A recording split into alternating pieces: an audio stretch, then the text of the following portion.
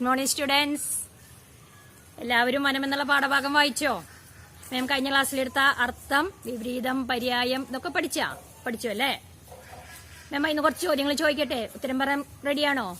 ചോദിക്കാം അല്ലേ? വികസനം എന്ന വാക്കിന്റെ അർത്ഥം എന്താണ്? വികസനം എന്താ പറഞ്ഞേ? വളർച്ച. ആശങ്ക, സംശയം. വിപരീതത്തിലെ ക്ഷാമം എന്നതിന്റെ വിപരീത പദം എന്താ? ക്ഷാമം, ക്ഷേമം. മരം എന്നതിന്റെ പര്യായം എന്ന് പറയാമോ? മരം എന്ന പദത്തിന്റെ പര്യായം വൃക്ഷം, തരു. പിരിച്ചെഴുതുന്നതില് നാം ഇല്ല. എങ്ങനെ പിരിച്ചെഴുതുക? നാം പ്ലസ് ഇല്ല. ഇനി വിഗ്രഹിക്കുക. വനസമ്പത്ത് എങ്ങനെ വിഗ്രഹിക്കുക? വനം എന്ന സമ്പത്ത്. എല്ലാവരും പഠിച്ചിട്ടുണ്ട്.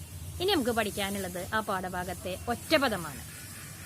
ഒറ്റപദത്തിലെ ആദ്യത്തെ പദം നമുക്ക് വായിച്ചാലോ? ക്രമത്തിനെ അതീതമായ. ക്രമത്തിനെ അതീതമായ. എന്താണ് ഒറ്റപദം? ക്രമാതീതം. എന്താ പറയാ? ക്രമാതീതം. അടുത്ത പദം ജനങ്ങളുടെ ജീവിതം. ജനങ്ങളുടെ ജീവിതം, ജനജീവിതം. ജനങ്ങളുടെ ജീവിതം, ജനജീവിതം. പഠിച്ചില്ല എല്ലാവരും? ഇനി നമുക്ക് ഉത്തരം എഴുതുകയാണ് പഠിക്കാനായിട്ടുള്ളത്. വനം സംരക്ഷിക്കണമെന്ന് പറയുന്നത് എന്തുകൊണ്ട്? ചോദ്യം ക്ലിയർ ആയില്ലേ? ഒന്നുകൂടി വായിക്കാം. വനം സംരക്ഷിക്കണമെന്ന് പറയുന്നത് എന്തുകൊണ്ട്? എന്തുകൊണ്ടാ? നമ്മുടെ ദൈനംദിന ജീവിതത്തിന്റെ അത്യാവശ്യ ഘടകങ്ങളായ ശുദ്ധവായുവും കുടിവെള്ളവും ലഭിക്കണമെങ്കിൽ വനം സംരക്ഷിക്കണം. എന്നിട്ട് എന്താണ് പറയാ? നമ്മുടെ ദൈനംദിന ജീവിതത്തിന്റെ അത്യാവശ്യ ഘടകങ്ങളായ കുടിവെള്ളവും ശുദ്ധവായുവും ലഭിക്കണമെങ്കിൽ നാം എന്ത് ചെയ്യണം? വനം സംരക്ഷിക്കണം. അടുത്ത ചോദ്യം, വനങ്ങളിലെ ജൈവ വൈവിധ്യം നാശോന്മുഖമായി കൊണ്ടിരിക്കുന്നു എന്ന് പറയുന്നത് എന്തുകൊണ്ട്? എന്തുകൊണ്ടാ? കാലം തെറ്റി പെയ്യുന്ന മഴയും രാസവസ്തുക്കളുടെ ഉപയോഗവും എന്തായി മാറുന്നു? വനങ്ങളിലെ ജൈവ വൈവിധ്യം നാശോന്മുഖമായി കൊണ്ടിരിക്കുന്നു. അടുത്ത ക്വസ്റ്റ്യൻ, വനമഹോത്സവത്തിന്റെ പരിഷ്കരിച്ച രൂപമെന്ത്? ഒന്നിനു വായിക്കാം. വനമഹോത്സവത്തിന്റെ പരിഷ്കരിച്ച രൂപമെന്ത്? പരിഷ്കരിച്ച രൂപം എന്താണ്? സാമൂഹിക വനവൽക്കരണം.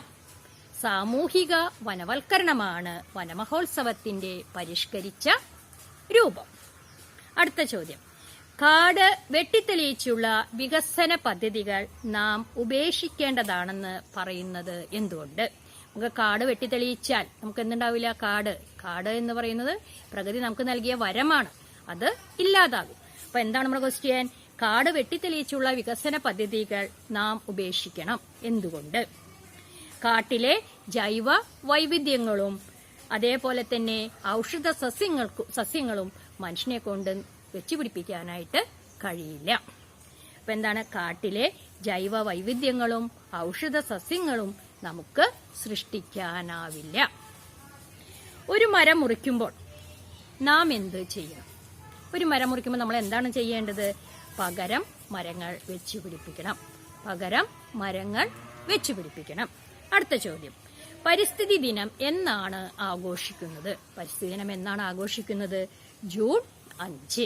പരിസ്ഥിതി ദിനം ജൂൺ 5 നമ്മുടെ ടെസ്റ്റില് ജൂൺ 6 എന്നുണ്ട്. ഇതല്ല, ജൂൺ 5 പരിസ്ഥിതി ദിനമായിട്ട് നമ്മൾ ആഘോഷിക്കുന്നത്. പിന്നെ നമ്മൾ ഇന്ന് വൺ വേർഡ് ചോദ്യങ്ങളായിട്ട് വരും. അത് നമുക്ക് നോക്കാം. പ്രകൃതി നമുക്ക് നൽകിയ ഏറ്റവും വലിയ വരം എന്താണ്? പ്രകൃതി നമുക്ക് നൽകിയ ഏറ്റവും വലിയ വരം എന്താണ്? വനങ്ങൾ. അടുത്ത ചോദ്യം, വനനശീകരണത്തിന്റെ ഫലമായുണ്ടാകുന്ന ഏറ്റവും വലിയ പ്രത്യാഘാതം എന്താണ്? കാലാവസ്ഥാ വ്യതിയാനം. വനനശീകരണത്തിന്റെ ഫലമായി ഉണ്ടാകുന്ന ഏറ്റവും വലിയ പ്രത്യാഘാതം എന്താണ്? കാലാവസ്ഥാ വ്യതിയാനം. നമ്മുടെ പാഠഭാഗം ഇവിടെ അവസാനിക്കുകയാണ്. ചോദ്യോത്തരങ്ങൾ എല്ലാവരും എഴുതിയെടുക്കണം. നല്ലപോലെ അത് എഴുതി പഠിക്കണം, വായിച്ചു പഠിക്കണം, ടെസ്റ്റ് പേപ്പർ എഴുതണം. ഇനി അടുത്തൊരു ഭാഗവുമായി അടുത്ത ക്ലാസ്സിൽ കാണാം. നന്ദി.